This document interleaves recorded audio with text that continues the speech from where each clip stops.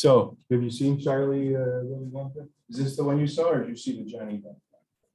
Or just this one? Yeah, well, they're both good. So, what happened to the other kids? They had the golden ticket.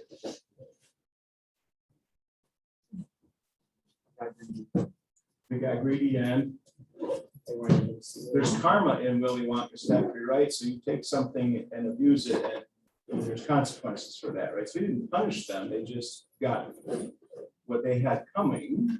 Okay, and what is it that? How did Charlie pass the test? What was the test?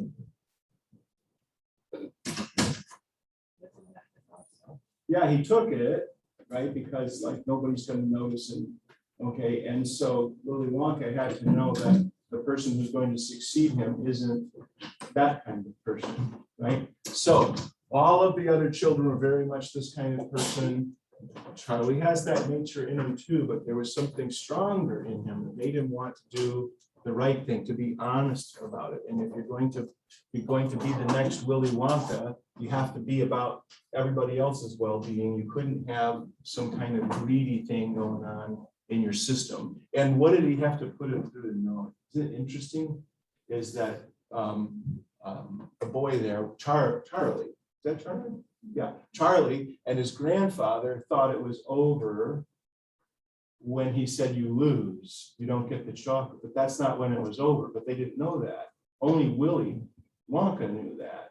Is it possible? I mean, there's a lot of movies like this where people have insights into this idea that what this part of our nature thinks is something is all about is really just a small, too narrow view of what something's all about. It's really much larger. It's going to be this on behalf of this. If you sacrifice this for that, then you don't have much hope left.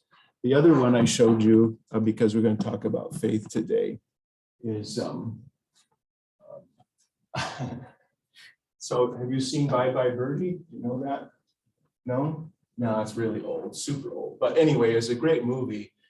This guy that was singing, that's Conrad Birdie. So back in the days of Elvis, you heard of Elvis? Yeah, okay. So anytime someone's popular, there's going to be other people that have fun making fun of them. And so there were movies made that were sort of joking around about Elvis and his popularity and that kind of a thing. And so you notice the effect that Conrad Birdie had on all the people. The clip didn't play the music, which is a shame, because the music, when everybody's passed out here from Conrad singing to them, is the Glory, Glory, Hallelujah music. And how many of you seen Gone to the Wind? Seen that movie? You heard of it? Yeah, why haven't you seen it? This is like 80 hours long. Okay, so it's kind of like Lord of the Rings. Anyway, there's a scene in that movie in Atlanta, right, when the Confederates been crushed and there's all these bodies laying all over the place, and it's in the courthouse square like that, and it looks very much like this, and they played the same music. So you were supposed to make that association with the thing. But do you think that Conrad Birdie's right? If you feel it in here, then it has to be right. He kept saying it, if you feel it in here, then it has to be right. True or false? Let me say true. If you feel it in here, it has to be right. Ruby, no? Nobody? Amy, thank you. Amy, well, why do you think that's true? I'm sorry? Good instincts. Good instincts, yes. How reliable? That's a difficulty, yes. Because sometimes people feel it in here and then they stop feeling it in here. Yes? Okay. And what happens when you feel it in here, but the other person feels something different in there? Now we got a new problem with things. But that was a very popular notion. In fact, there's still pop music that talks like that. Yes? Listen to your heart. You know that song, When He's Calling for You, and all kinds of emotional kinds of things. So that's a risky business. Right. So we'll try and do not do risky things. Let's pray first, though. Dear Father in heaven, thank you for raising our awareness of your creation, which is not by your design intended to be, nor does it need to be a risky place for us to live. On the contrary, you have given us a life that we can spend. You've given us a life to experience and have experiences in this world, to know what it means to be made in your image, but not be you. To know what that means for other people in the way they interact with us and we with them. And yet in all of the consequences of this experiment of our lives, you support our lives. You've redeemed our lives. You've given us a life and made promises that will never go away. And even now, you work to restore our lives to us in our hearts and in our minds. You grant health and healing to us when we've been ill or injured as a witness to your will that we should live and not die. You give us opportunities to love, and you inspire in us love for others and give us the experiences that come from that. So bless our pursuit of your revelation and truth by way of Paul's letter to the Romans, and bless the benefits that flow from it to us and then through us to others for Jesus' sake. Amen. Okay, so we're in Romans 5 now, if you will. While you're on your way,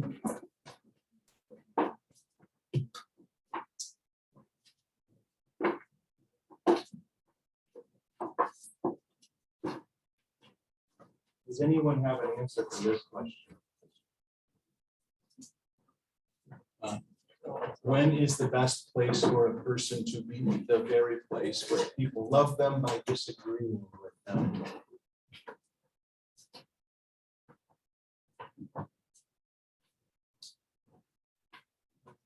Or is that never true? Yeah, I know what you mean.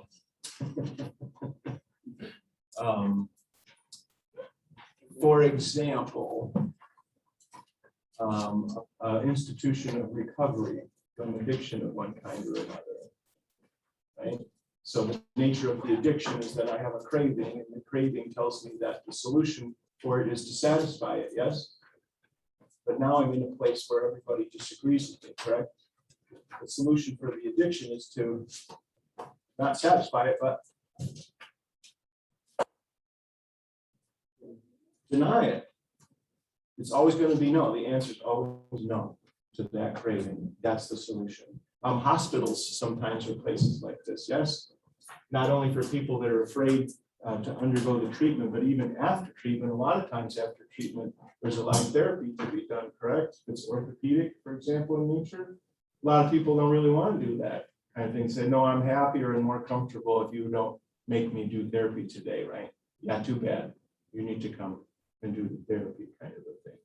So if it's true in medicine, if it's true in terms of substance abuses or those kinds of behaviors, maybe it's broader. So what we're thinking about here, and this is coming out in Romans, the best place for this nature to be is not among other people who agree with it or have the same set of assumptions, but the best place for this nature to be is in a context where people are going to disagree with this because they have a higher view of the person and a bigger view of what life is all about. So Romans chapter 5, starting at verse 6. Kayla, Romans 5, verse 6. For while we were still weak, at the right time Christ died for the ungodly. Cameron? For one was scarcely die for a righteous person, but perhaps for a good person one would dare even to die. Parker? But God demonstrates his own love for us in this: while we were still sinners, Christ died for us. Ross? Since therefore we have now been justified by his blood, much more shall we be saved by him from the wrath of God. Julie? For if while we were enemies, we were reconciled to God by the death of his Son, much more, now that we are reconciled, shall we be saved by his life. Okay, that's good. That's good for now. Okay, so these 4 terms you heard about human nature. First, without strength, right? And that's often true, correct? Many times we don't have the strength to do what is best for us or what needs to be done for us or what needs to be done for someone else. It's a little worse than that. We're actually on a track that's the opposite of what we were designed to do.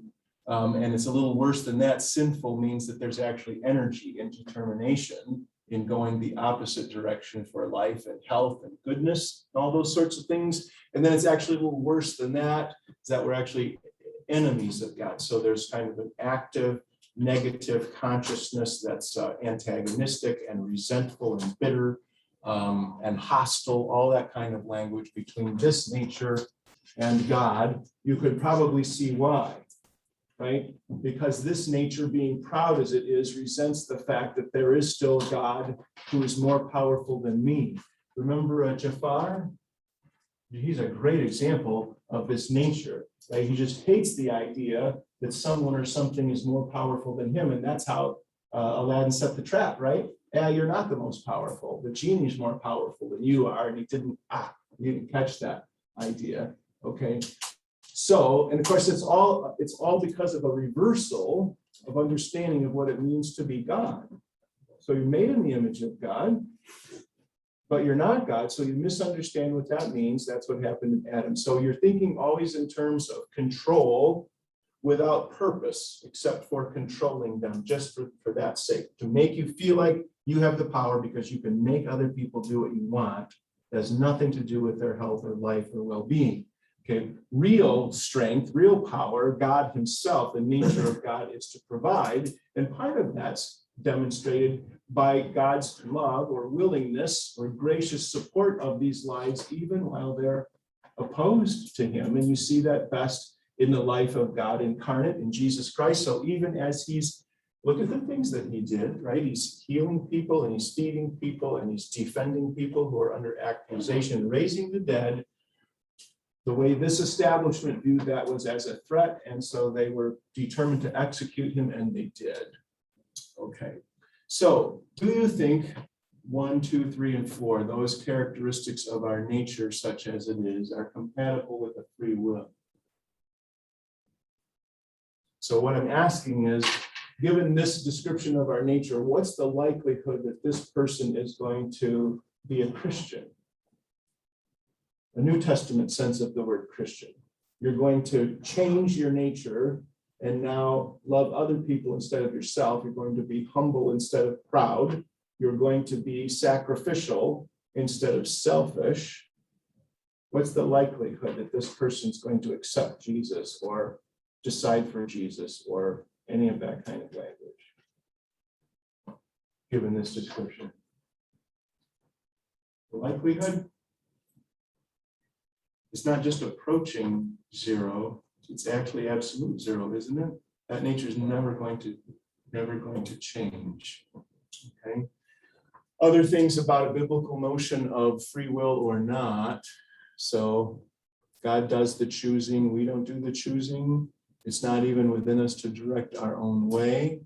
Every intent of the thought of heart is only evil all the time.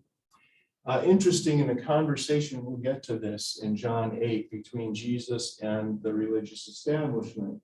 He said, if you remain in my word, you'll be my disciples truly. It's the same word for truth, except it's an adjective. You'll be my disciples truly, so authentically, and you'll know the truth, and the truth will make you free. And they responded by saying, we're Abraham's descendants, and they've never been in bondage to anyone. True or false? The descendants of Abraham, by the time of the 1st century, had never been in bondage to anyone. Example? Well, that was a little thing, right? We could easily have forgotten that, yes? No. It's the whole nation of Egypt.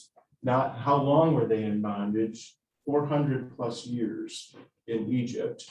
And the narrative of their exodus from Egypt is a big part of their history and their identity, right? In the Bible, you get a whole book of the Bible just on that Exodus narrative, comes by the same name. Okay, well, except for that, Christian, they've never been in bondage to anyone. Yes, is that true? What happened to the 10 northern tribes of Israel in 722 BC? They went into bondage. They were captured and taken away captive by the Assyrians.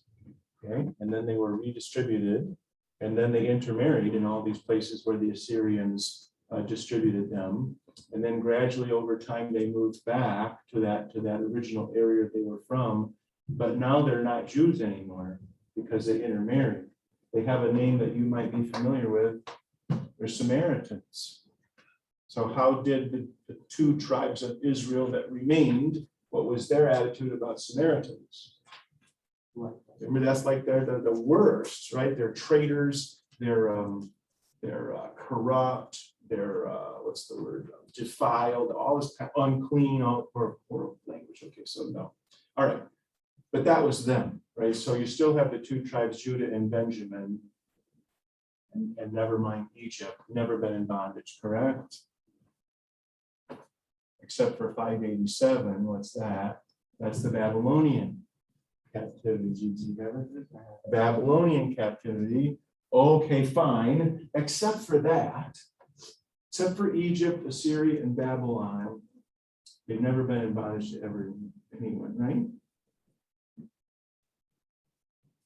At this time, 29 or so AD,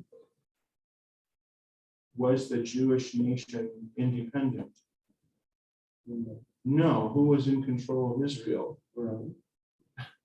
Even while they're saying it, they're subject to the Roman Empire. So what do you mean you've never been in bondage to anyone?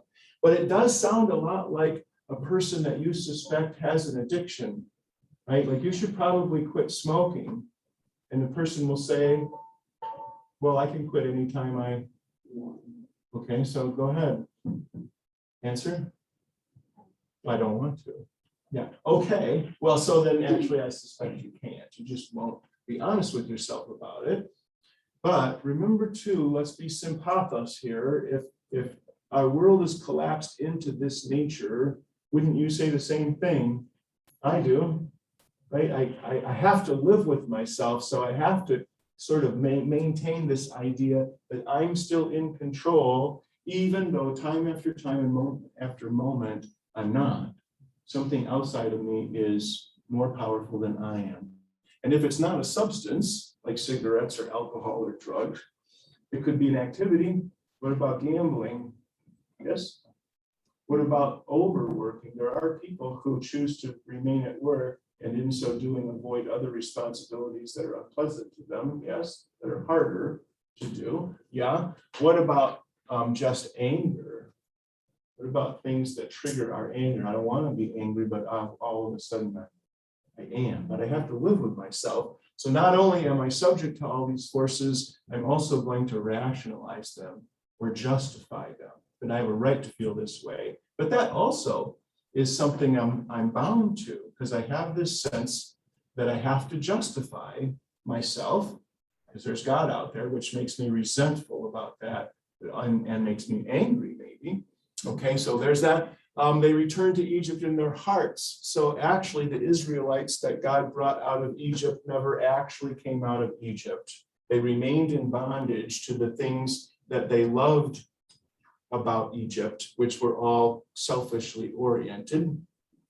Hearts deceitful above all things and desperately wicked, who can know it? So, in a one-dimensional worldview, is there a solution for this problem? No, there is no solution for this problem. And this is why, even so, every once in a while in history, we get to take a deep breath here and feel better about things for a minute, right? At the end of World War II, didn't the world feel better? Right, so we don't have Japanese attacking people and we don't have Nazis attacking people or Italians. Okay, so we finally come to peace. Anybody know the other term for World War II? The war to end all wars, right? There was a fantastic optimism there, right up until not that many years later, when now what's the problem? After World War II, the next conflict? Korea. Okay, so when they get through Korea, okay, now we're in a good place. And then it was Vietnam, and we get them in Vietnam, it just keeps, okay. So you feel better for a moment, but then this nature just asserts itself again. So that's why it's kind of unhappy and disappointing to live in this world, which is why there's an invitation to come to a different one. So when this is restored, let's say there's a resurrection, a regeneration of this nature, which is your essence, that gives you a different place from which to interact with this world that's around you, which is getting us to chapter 6. So remember that law is the way things have to be. Okay, that's what a law is. To read a law, you may also think about in terms of truth. Truth is an accurate description of the way things have to be, of reality. Okay, so we have all sorts of experience with what's going on in a red pyramid world, okay? But we're not subject to that world in terms of our essence. So we're reaching into that world as people who are sympathetic towards it and who want to help. So the hospital staff is not subject to the same ailments or injuries as the patient, but that is what they're concerned with and devoted to. So here, so God gives you a life that can't be taken away, a life that's experienced even as you use it on behalf of others to save others. And so that's why we reach into the world around us, into the lives of the people around us to restore their life, just like ours have been restored. Let's do this. We better do this. Andrea, can you read this slide for us, please?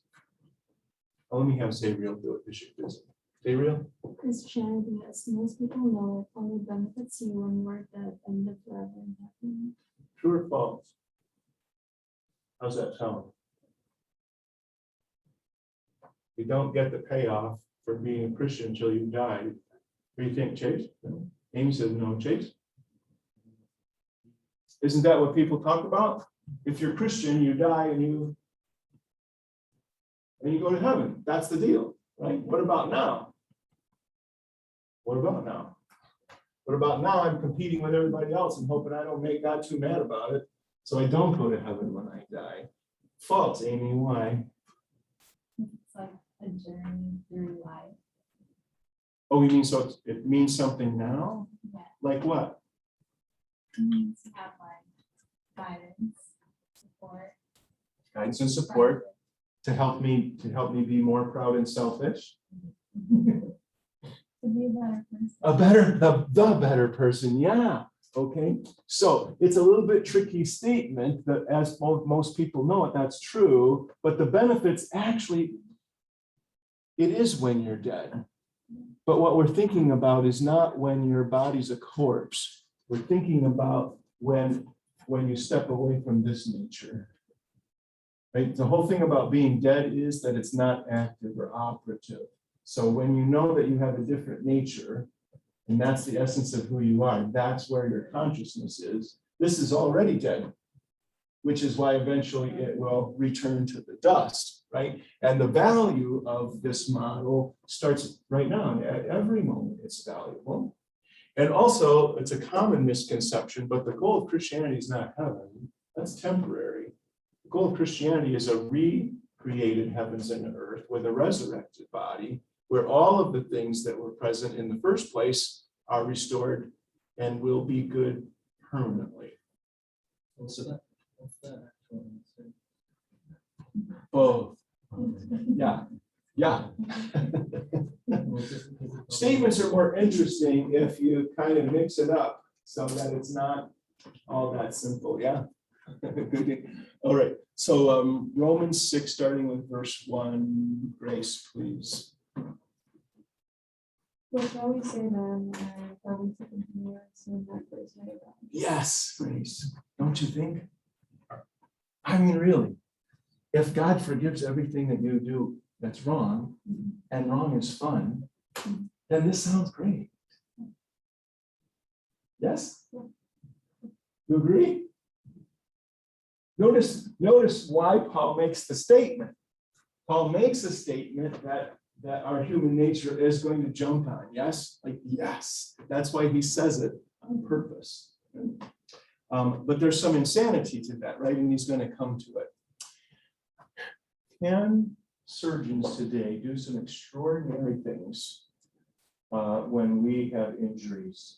Like, can they reattach certain parts of you? Isn't that something? So you could have a part of you severed If you put it in a Ziploc, and we have Ziplocs, that's an amazing thing too, right? Ziploc, put it in ice, get you and that thing to the hospital, they can actually, that is phenomenal, right? So, right, so if you knew that, then you could make a lot of money, right? Because you could dare people to sever one of your limbs for X amount of money. And then they do it, and then you collect the money, and you go to the hospital, and put it back on, and you can make some money. Right? Yeah, the hospital's too expensive. It's, You can't afford the hospital, it's like cutting things off. It's too expensive. it's insanity, isn't it? Like, so, but think about the rationale. Just because there's a solution for something that goes wrong, does that mean that we should have fun making it go wrong? What do you call it when a person who's texting their car runs into another car? What's that called? You report a. What's it called? It's an accident, right? Isn't it, Christian? It's not an accident. There's statistics, right? It's a probability. If you're distracted while you're driving, you're going to have a collision. That's not an accident. It's an accident when you're doing everything you can to do this the best you can, and still something went wrong, correct? The Space Shuttle Columbia, that's an accident, isn't it? I hope there wasn't somebody inside NASA that was messing with stuff so this thing would explode halfway up into the sky, right? So why are we talking about this? Oh, so, but he raises a good question. People do a lot of reckless and careless bungee jumping. Any of you bungee jumpers out? Look at Casey, I'm with you, but why do you have such a, I don't miss the heights. why not? This is scary. I don't like the idea of falling freaks me out. So I don't want to put myself in a situation where it can happen. Now, friends, we all like Casey. She's a classmate of ours. Are we just going to be sympathetic with her because like that's just her thing? Or can we, is it rational what she's describing? Is it rational? Yes. How do we know it's rational? Because there's a history of people falling from high places. And how's that go? Consistently not good. We tend not to bounce, right? Well, yeah. And I didn't take that seriously, actually. And so in 3 different points in my life, I fell from high places, not on purpose. I wasn't bungee jumping, but I still did it. And then my wife said, okay, that's it. For the rest of my life, I have to have 1 foot on the ground at all times. She made a law for me. And she's worried about, I thought she'd be happy enough to live without me, but apparently not. For some reason, she wants me around. But anyway, okay, so no, let's don't do things that are uselessly risky. Okay, verse 2, Melanie, please. By no means, we are those who have died to sin. How can we live and make any longer? Yeah, no, there's a good question in that. How can people who died to sin still live? Let's keep going, say real. 3. Do you not know that all of us who have been baptized into Christ Jesus were baptized into his death? We were buried therefore with him by baptism into death, so that as Christ was raised from the dead by the glory of the Father, we too might walk in unity. Okay, Gil, now we're at verse 6. So, we know that our old self was crucified with him in order that the body of sin might be brought to nothing, And now we're verse 11, Christian. Oh, sorry. so that we would no longer be enslaved to sin. Okay, sorry, Christian. So you also must consider yourselves dead to sin and alive to God in Jesus Christ. Let not sin therefore reign in your mortal bodies to make you obey the passion. Okay, good. So Paul says, how can we who died to sin live any longer in it? What does that mean, to die to sin? So sin is to think and act contrary to design. Okay, so you're contrary to design. What would that look like, dying to that? I'd say again. You died doing something you weren't supposed to. Yes, and define die. What's death? I mean, you read it kind of sounds like you like actually are dying, but maybe like within the context of the Bible, it means like your spirit dies or something like that. Something like that. Yeah, good. So remember, the physical universe is this place where we can learn what the real things mean. Okay, so dead. Why do we call a battery dead? Because it doesn't work, doesn't do what it's supposed to, right? Why do we call a human body dead? Because it's not working anymore, okay? And so what is the likelihood that a dead human is going to go on doing the wrong thing?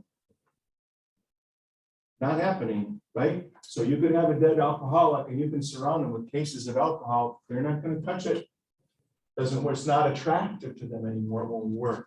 Okay. So how is it that Paul says we have died to sin? Well, there's a couple of things that work in that. Part of dying to sin is coming face to face with the consequences of it. Okay? One of the interesting practices in the judicial system in Japan is that you have to, the defendant has to meet the victims or the victim's family. Okay, so what the Japanese courts recognize is that you have to come to terms with what you're responsible for in another person's life. And it's interesting is that the judge is looking for your disposition, right? If a judge can see that this means something to you, that you know you did something you shouldn't have done, then there's one direction of sentencing. If they don't see any kind of, right, and you may have seen trials like that, right, where a person, you know, is a murderer and they have no remorse for that whatsoever, doesn't seem to have phased them, then we need to go a different direction with the consequences. Okay, so the first step is to see what you're responsible for, but there's this other dynamic that's going on, something better, something more powerful that doesn't come from within you, but it's provided within you. Okay, so for example, remember the old model? If this person was drowning, what are they going to do to the person that swims out to them? They're going to climb up on top of them. And if they actually ended the life of the lifeguard that came to save them, would they be prosecuted for murder? No, it wouldn't be, because we know what's going on in the psychology of the person who's drowning. They're still responsible for the death of another person, and there's consequences to that, but we see it differently. Okay, would that person now surviving, but the lifeguard didn't, how likely are they to get back in the water? Knowing the consequences of the last time, not likely to get back in the water. Okay.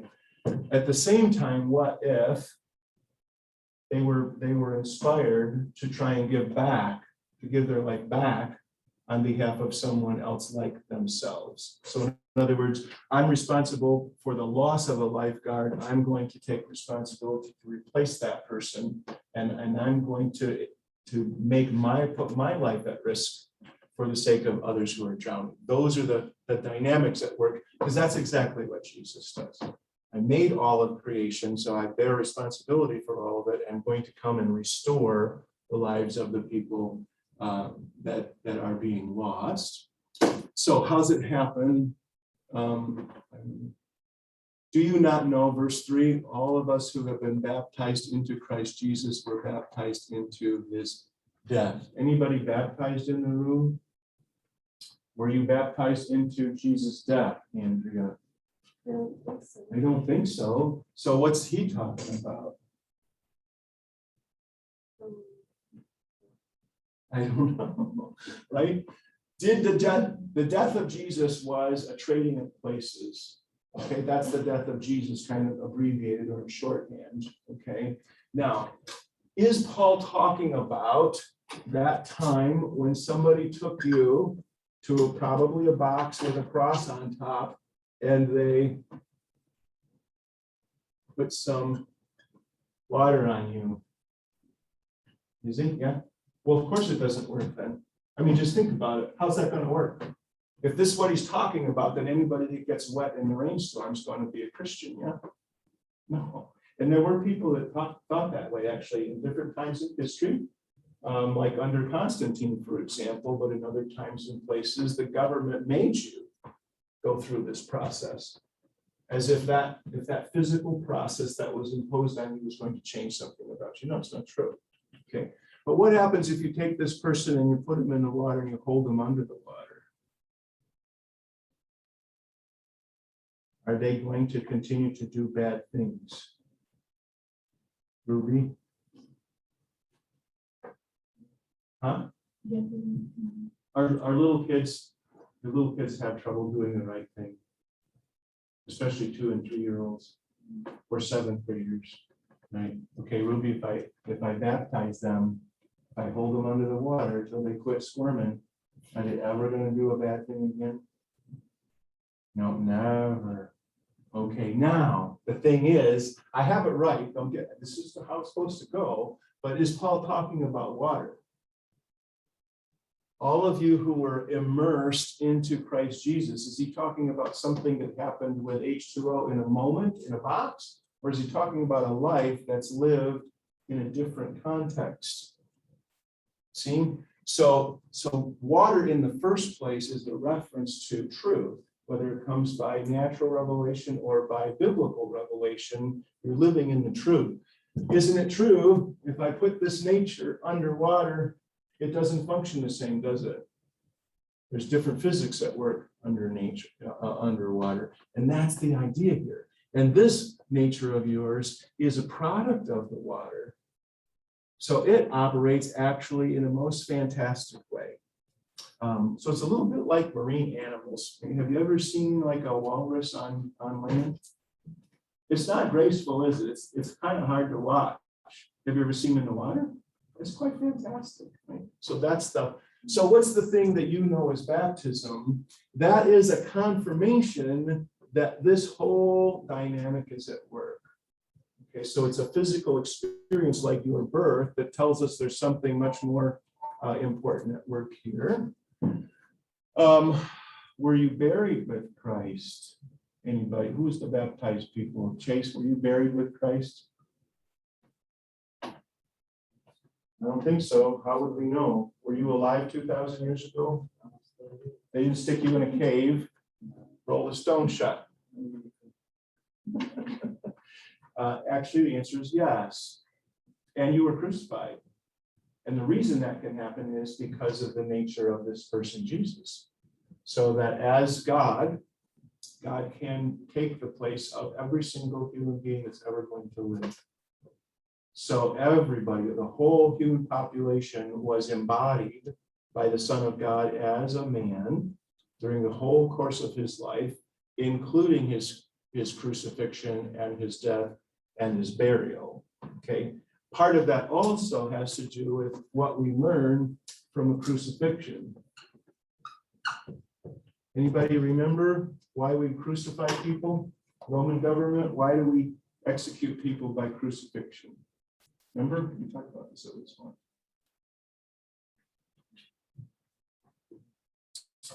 How many of you? Oh, Chase.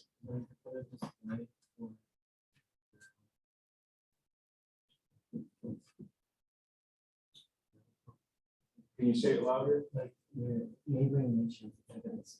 Yes, and visitors. Yeah, and visitors, right? Okay, so the Roman government executed people like this, and they always wrote what the charge was over your head so people could see it. Okay, so this would be like not stopping before you turn on red. I bet that would slow that way down. A lot less people running through red lights, turning right. Okay, crucifixion because it's slow and painful, but mostly it's the you don't want to be this person, so you don't want to do what this is a consequence of, right? But it also, in terms of divine law in the Old Testament, this was called being cursed. Well, why? Well, because of how painful it is to die in this way. Is it painful to live in a world that's operating contrary to God's design for it? Painful, not just physical pain. So you do things wrong and you did the bungee jumping, but your bungee was just a little too long. That's painful. Okay, why'd you do that for? Okay, but more than that, there's worse pain than physical, yeah. Psychological pain, emotional pain, and it goes on all the time. Fear. We live in a culture of people who are in pain almost all the time with fear, stress, worry, anxiety. All kinds of things like that, okay? So what we do then is we realize that that immersing that life in what God has to say about it, in terms of forgiveness, in terms of a new creation, in terms of grace to heal and strength and even raise the dead, that does make a difference in this life if we live immersed in that consciousness, right? So, yeah, let's just keep going. So how do we come by this newness of life? God brings it to us through the ministry of people who carry the truth and grace of God into our lives. Our old self was crucified with Jesus, because when I look at Jesus, I see the effect my life has on other people's lives when I do the opposite of what God wants me to do. And I don't want to do that anymore. It's like looking at yourself. No, I don't want to be responsible for that. Okay. And so now we have two natures at work. So it has to do with where our consciousness is. And I think we will go on to that. Okay, let's pick up the text at 6:15. Danielle, you read Sunny, 6:15. What then are we to sin because we are not under law but under grace? By no means. Do you not know that if you present yourselves to anyone as obedient slaves, you are slaves of the one whom you obey? Oh, I'm sorry. Either No, you have to finish. either sin which leads to death, or obedience which leads to righteousness. Okay, thank you, sorry. Garrett, 20, verse 20. 20. Yep. For when you were slaves of sin, you were free in regard to righteousness. But what fruit were you getting at that time from the things of which you are now ashamed? The end of those things is death. Chase, verse 22, 6:22 here. But now that you have been set free from sin and have become slaves of God, return you to sanctification. For the wages of sin is death, for the free gift of God is eternal life in Christ Jesus our Lord. Okay, so verse 16, if you yield yourselves to anyone as a slave, you are a slave. So here's the slavery problem, right? Israel's experience in the Exodus. You can take the slaves, the Israelite slaves, out of Egypt, but you can't take the slavery out of the Israelite. That's the problem. So how does this correspond to this notion of free will? In other words, if free will is real, how do you explain addiction?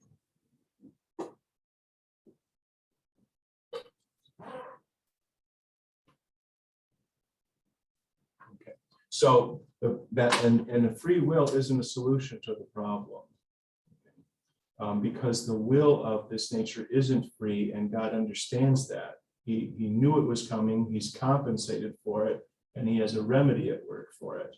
Okay, so the most important thing is that we're aware of it, right? That the world surrounding us and the corruption of the nature that's in our body is to bind us to things that control us for the worse, not for the better.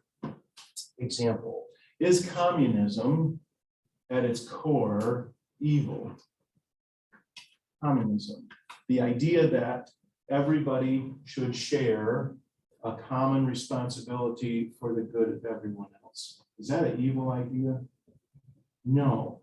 Okay, but it doesn't seem to work out, right, in history, because the human nature of the people that have authority or power in that system and always do the same thing. Is capitalism necessarily evil? The idea that you should have the opportunity to do what you can, what you're capable of, and provide yourself with a living because of it. Is that evil? But plenty of evil goes on in its history. People are greedy and so forth. Okay, so that's that this nature brings its corruption to anything it gets involved with. Okay, now, yeah. So now look at the thinking part then. So eventually you'll be free of this nature because it is dying and it'll ultimately lose its capacity to assert itself, and then you'll be free of it, and then you'll get a new one back. What to do in the meantime has to do with how we think about ourselves. Where's our consciousness? Is our consciousness here and not here? Is it somewhere in between, or is it here instead of here? And this is where the history of Christian practice tends not to be effective. So remember, if you collapse what the Bible's talking about with baptism into a physical rite in time, then it's not going to make much of a difference in your life, as opposed to being immersed in truth and grace. Same thing with the mindset of a regenerate soul. It's going to take some exercise in order for that to be prevalent in your life. Let's take some examples. If you're going to be a surgeon, do you need to be able to stay focused for long periods of time? Yes, and might that take some practice, some exercise, right? And would you need to be able to pay attention to several different things at the same time? And would that take practice? It takes so much practice that even after you finish medical school, you're probably going to train for at least another 3 years, maybe longer, till you get the mindset, correct? Same thing with an engineer. You need to learn to think about things differently as an engineer, correct? It can't be about the economics of it. It can't be about the profit in it. It has to be about what works actually, and therefore it's a benefit for society. Have there been nuclear accidents in the world? Have they had serious consequences for people? Did you know that the US military has never, ever had a nuclear accident? And do you know why? So I know a nuclear physicist that works for the Navy. Never. You know why? It's the opposite of the reason why there are accidents outside of the military. Well, if you're an electric company and you're charging people for electricity, and you have an engineer that comes and says, we need to shut this thing down because we've got some repairs to make, or this is going to be bad. What's going to happen to your revenue when you shut it down? So you tell the engineer, no, we're going to keep going. That's behind every single nuclear accident ever been. In the Navy, when you have an engineer that comes and says, we need to shut this down, the Navy says, shut it down, because we don't get our money from the nuclear power, we get our money from another source. Notice, when I get my life from a different source, I think differently about this one. A language translator. Any of you learn a second language, not by growing up with it? Later, Chase, okay? And do you think in that language, or are you still translating in your head? Okay, it's different, isn't it, when you grow up with it? And you can do it as a young person. Your mind has the capacity. I know a person who's 5 languages, and she doesn't translate. She's just in whichever language is happening and go back and forth between. And of course, jet fighter pilot. You know why there are some jets that have 2 people in them? You know why that is?